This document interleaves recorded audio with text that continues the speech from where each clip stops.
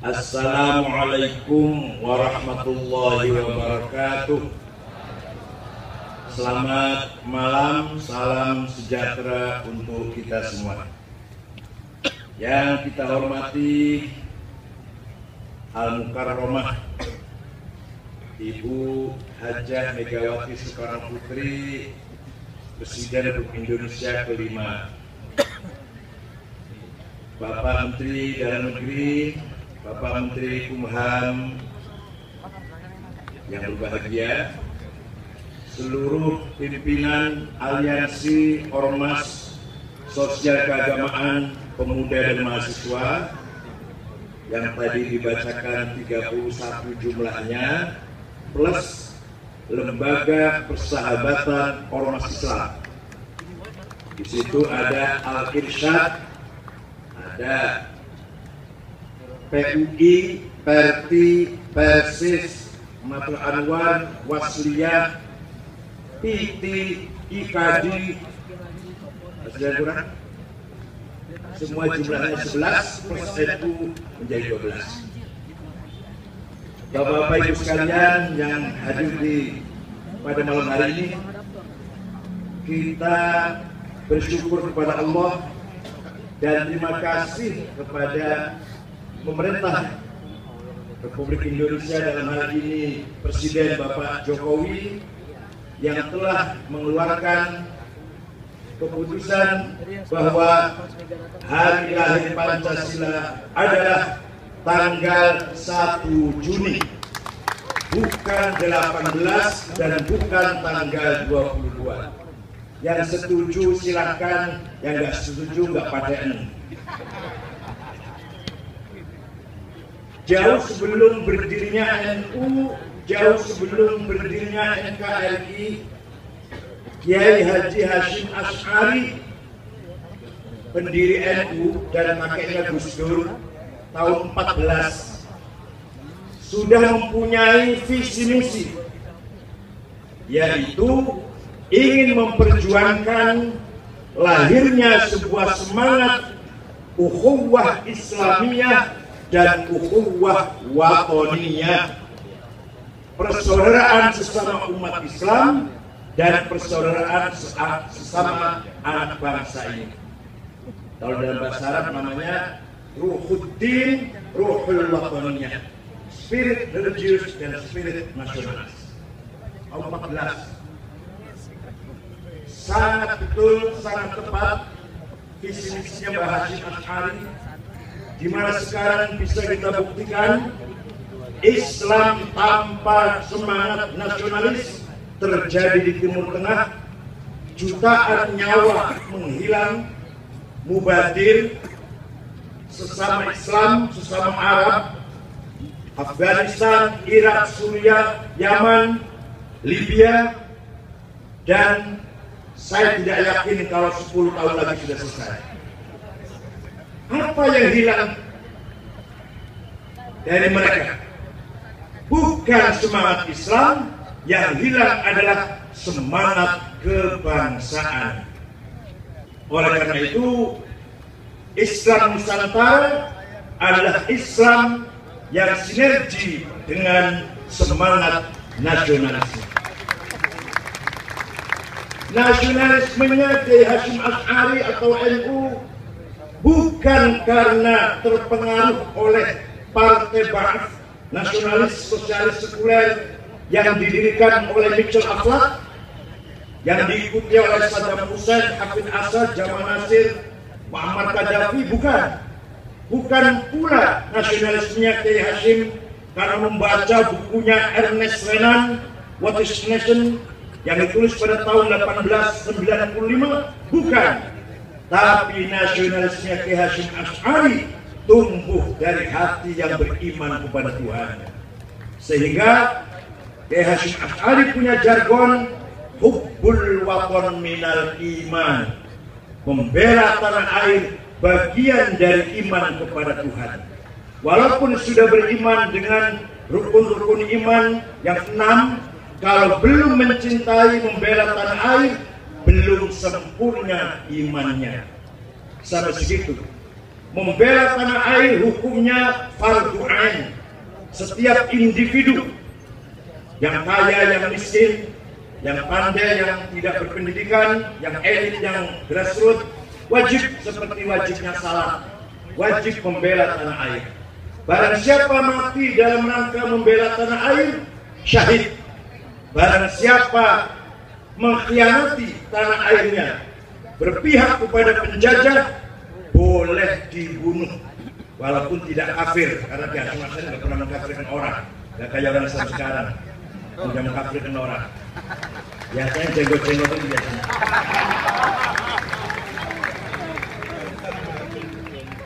Sampai sekarang, kiai-kiai NU di kampung yang ngajar di musola kecil, musolanya baunya anyir, tikarnya sobek, airnya nggak ada airnya, ciduknya bocor, lampunya 10 watt, kiainya yang ngajar kopiahnya coklat, gak hitam, gak merah, coklat.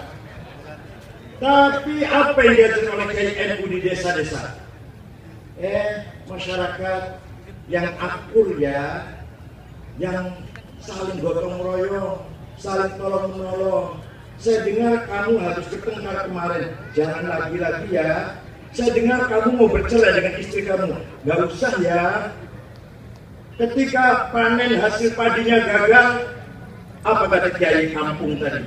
Yang sabar ya, yang tegar ya, yang kuat ya menerima musibah. Itu bukan barang kecil pelajaran itu, bukan barang ringan.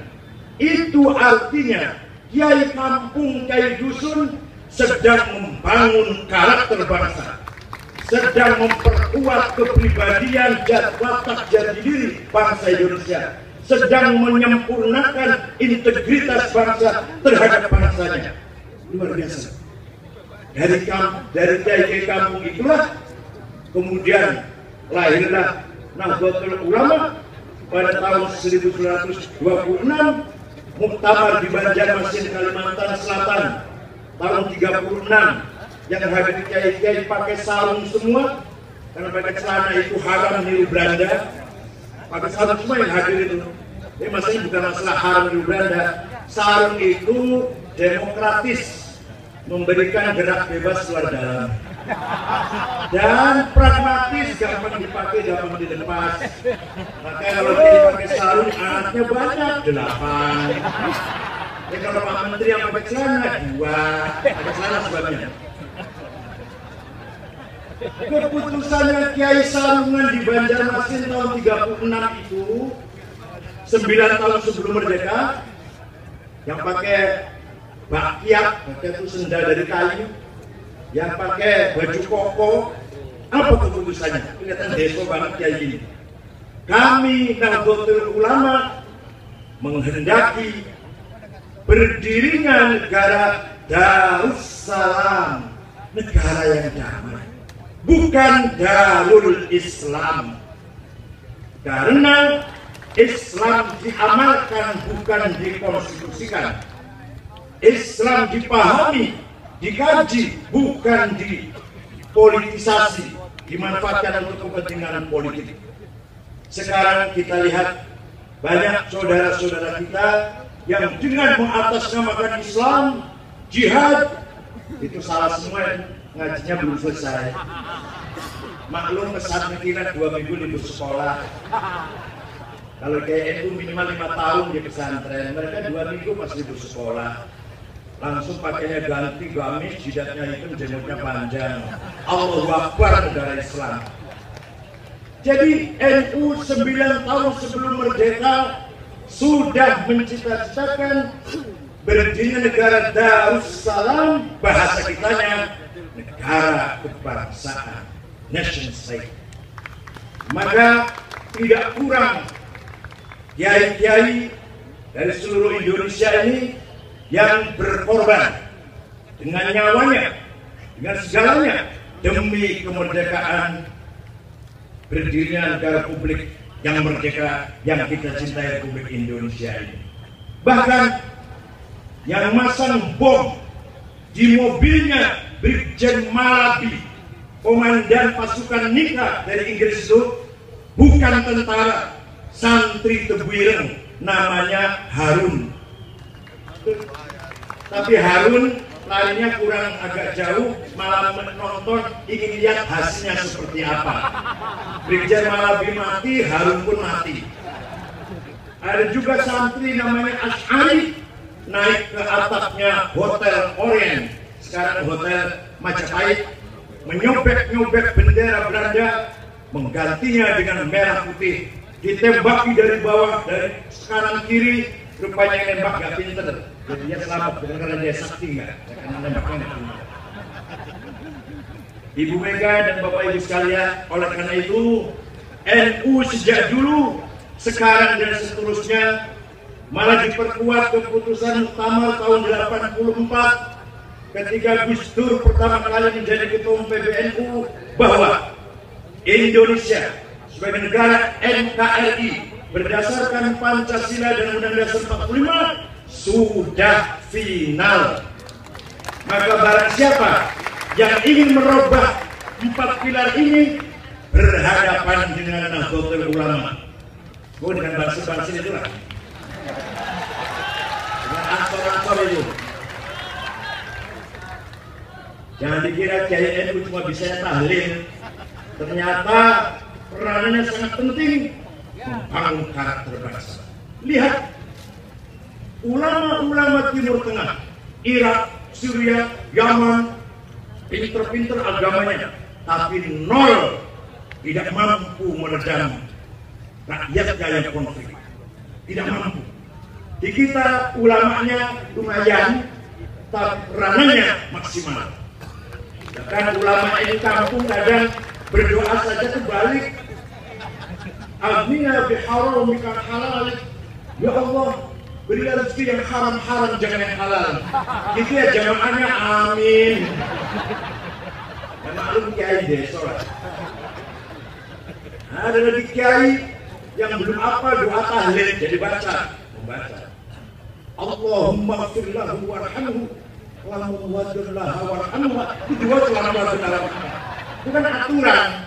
Kalau mereka laki-laki, Allahumma warhamhu. Kalau mereka perempuan, Allahumma warhamha. Oleh kiai desa dibaca itu. Allahumma warhamhu. Itu ya jamaahnya, amin. Kode Indonesia. Oleh karena itu, Nahdlatul Ulama sejak dulu sudah bertekad, apalagi sudah ditegaskan oleh Kiai Masyhur, mantan Ketua Umum PBNU, mantan Menteri Agama, mantan Wakil Ketua MPR DPR, bahwa tanggal 1 Juni sebagai hari lahirnya Pancasila dan Bung Karno sebagai penggagas Pancasila. Kita kalau ke luar negeri, ke Timur Tengah terutama, kalau pakai kopiah hitam, kata masyarakat Arab, Soekarno. Enggak, sudah Soeharto. Enggak, Soekarno. Karena sudah di masyarakat Timur Tengah, nama Soekarno sudah ada di hati mereka semuanya. Bahkan tadi disebut oleh Pak Mahfud MD, negara Maroko membebaskan visa masuk untuk orang Indonesia karena mengingat jasanya Bung Karno mengakui kerajaan Muhammad Al-Khamis ketika kembali dari tempat pengasingannya dan menjadi negara merdeka kerajaan Maroko. Gambarnya banyak di airport pun, kalau kita turun ada gambar-gambar Bung Karno dengan Raja Muhammad Al-Khamis, raja pertama setelah merdeka. Bapak sekalian, budaya harus menyatu dengan agama, agama harus menyatu dengan budaya. Agama tanpa budaya menjadi agama yang radikal. Budaya yang tidak beragama, budaya yang tidak punya nilai. Sekali lagi, menurut NU, Islam dan kebangsaan harus selalu paralel, selalu sinergi kalau kita ingin menyelamatkan kesatuan dan persatuan Indonesia ini. Indonesia bukan negara Islam, bukan negara Katolik, bukan negara Kristen, Hindu, Buddha, Konghucu, Keharingan, Kapitayan, Sambelun, Subut, Godoloco, Daranggandu, Soto Darmo. Bukan. Indonesia bukan negara Jawa, bukan negara Sunda, Madura, Batak, Dayak, Ambon, Bugis, bukan. Negara Indonesia yang di dalamnya tadi berapa disinggung 1000 sekian suku yang beragam dan sekian ribu pulau, 17.500 pulau, dan terdiri dari 6 agama resmi. Yang nggak resmi masih banyak lagi, belum kalau hitung nabi-nabi palsu yang baru muncul ini. Berapa ada jumlahnya jadi? Ada saya hormati kata seorang penyakit dari Mesir, Ahmad Shawqi, mengatakan wa innamal umamul akhlaqu ma baqiyat fa inhum dhahabat akhlaquhum dhahabu. Martabat umat, martabat sebuah bangsa adalah tergantung budayanya. Kalau budaya kuat, maka bangsa akan bermartabat. Kalau hancur budayanya, hancurlah kepribadiannya, hancurlah jati dirinya, maka hancurlah bangsa itu. Mudah-mudahan bangsa Indonesia dengan 4 pilar ini, saya kalau 4 pilar ingat almarhum Pak Taufik Kemas. Saya pertama kali punya jam oleh dari Pak Taufik Kemas. Saya jamnya biasanya harga 200.000 biasanya. Dan beliaulah yang sangat-sangat berperan untuk sering mempertemukan kelompok yang berseberangan. Saya pernah ceramah di buka puasa bersama yang diadakan oleh almarhum. Di situ ada anaknya Aidit dan ada anaknya Kartos Wiryo dan yang lain-lain. Waktu itu buka bersama di Widya Chandra kalau nggak salah. Sekali lagi, dengan ditetapkannya tanggal 1 Juni sebagai hari lahir Pancasila dan Bung Karno sebagai penggagas Pancasila, maka bangsa Indonesia memiliki sejarah yang penting, memiliki sejarah yang punya nilai yang sangat luar biasa sebagai bangsa yang bermartabat, bangsa yang bergengsi, bangsa yang dihargai oleh bangsa-bangsa yang lain. Nah iya, Pancasila sudah ada hari kesaktiannya, hari lahirnya belum ada. Ini sakti sebelum lahir kan? Sekali lagi, pokoknya apapun demi kebenaran, NU selalu berada di depan, bergandengan tangan dengan nasionalis, aktivis nasionalis dimanapun berada. Saya kalau mempertemukan masyarakat yang beda agama juga begitu, saya ngomongnya gini, ketika terjadi Bekasi antara Islam dan HKBP bertengkar, ini masyarakat